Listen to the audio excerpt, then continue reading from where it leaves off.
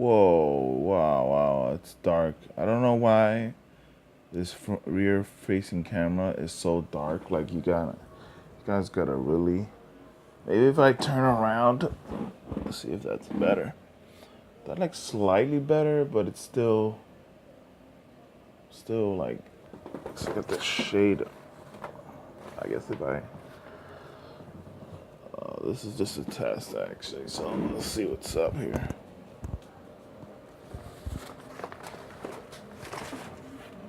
So I guess if I pull this up, then you can kind of see me right there. So I guess I'll start this video over. This is going to be a video response to Adevscards. I think that's how you say his name. He said today's his last day that he's going to be taking video responses.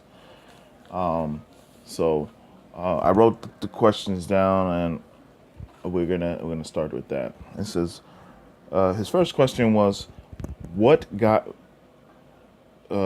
me into collecting?" I'm assuming. I wrote that. I don't know that exactly what he wrote, but well, I did tell the story before. I think in the Trillionaire video, but I remember something more about it. So what got me into was when I was 7 years old. There was a repairman that used to repair, things around the neighborhood, and he was the first person to introduce me to a Beckett, and he gave me that Beckett. He also gave me a following Beckett from the next month to get me started, and he gave me a few cards and stuff like that, and it was baseball, and I got into it. That's when I started collecting. I was collecting other things at the time. I was collecting the Nintendo cards that was existing at the time. If you guys don't know what I'm talking about, I don't have any at the moment. I remember selling them off because they were so popular at the time, and I wanted baseball cards, so I actually sold those because I was collecting those at first, but then I started really getting into baseball cards. And then I think it was also influenced by my cousins too, because they were collecting as well. We used to collect, trade, and everything like that. So it was huge. It was huge back then, and I had a lot of friends and a lot of cousins that were collecting, and we were just trade and stuff. We would buy off of each other too. So that's when I first got into collecting. But when I took my leave of absence in I guess that's how you would put it, in 2000, when I stopped collecting for a while, and throughout the years, throughout the 90s, I mean I didn't collect that much either, but I was like collecting here and there, but I totally stopped in 2000, and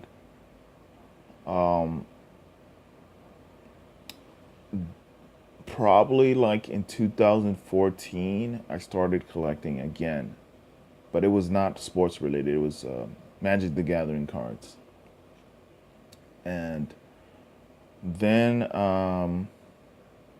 probably in mid of 2016, I was like, okay.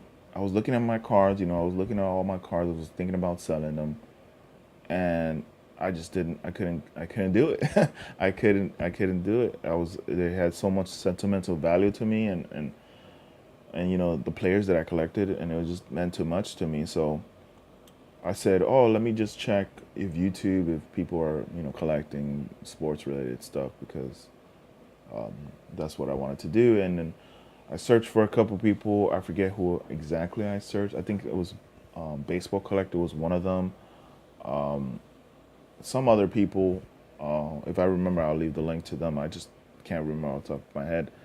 There was just several people that I looked up, and I saw, I think Michael was one of them too, that I remember seeing. And just after that, I just said, all right, let me start making baseball related or card related videos, or Magic the Gathering or something like that. Because I already knew that there was Magic the Gathering people showing off their cards, but I didn't know there was a sports related stuff, and that's how it started, I guess. Again, for me, ever since then, I've been really getting back into the hobby. As you can see, more videos related to that, and so that's the first question. I don't want to make this too long. That was a long-winded history right there. Um, he said the other second question was what can you do for his channel, recommendation, what you can do in his channel. Well, like I said, I'm into baseball. I mean, it would be nice if you break more baseball stuff, but I mean, you don't have to. Obviously, maybe, I don't know what else can I tell you. That, I mean, I really do like your channel. I think you have good camera position, and your voice is clear and everything. um, and But I can see that you're more of a football guy. I can tell that. Um, that's about it. I can't really think of anything else that I would say would recommend. But like, just like what I said, more baseball products. Um, let's see. With the biggest pull I've done, this is the third question. Sorry, I'm looking away.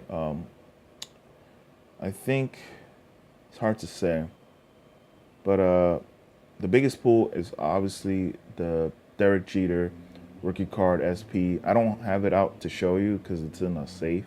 It's kind of hard to open all that stuff and then take it out and everything. And I really don't like doing that. So, but yeah, it's in there.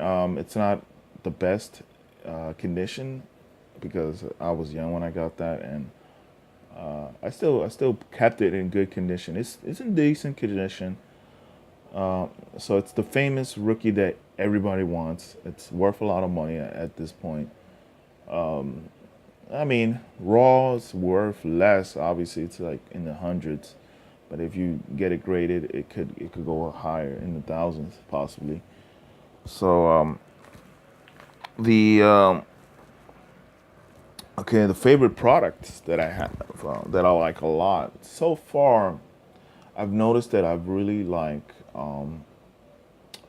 last year's flagship series of Topps baseball, series 1 and 2 from last year. I'm starting to collect a whole set of that, and I'm also really enjoying this year's set. I thought I wouldn't, but I'm really starting to enjoy it as well.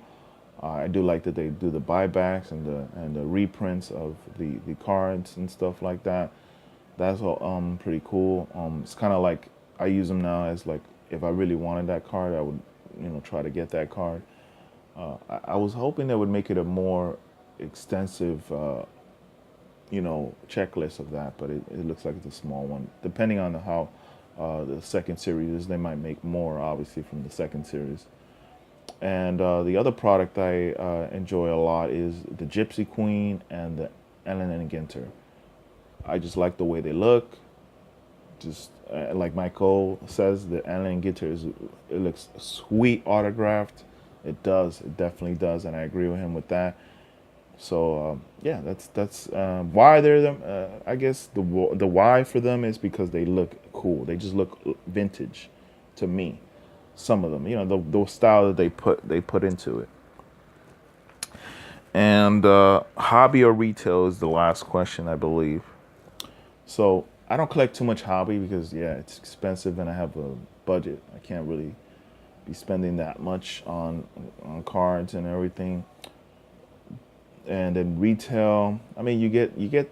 I guess you can argue that you can get particular special cards for both retail and hobby, but overall, I think you get the more bang for your buck in hobby. Obviously, you just do, and that's if I have the money, that's the way I'm gonna go. If I don't, if I have an itch, I go retail, and that's how I do things. And I hope that answers your question.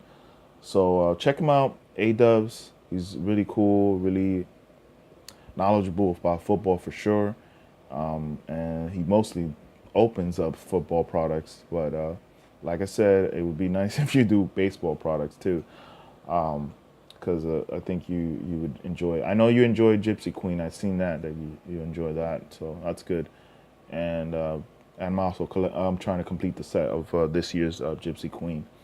So I hope you have a good day, and I hope everybody enjoys the video response. And I know I'm doing a lot of them lately, but hey, I just enjoy doing them. So I'll see you guys later.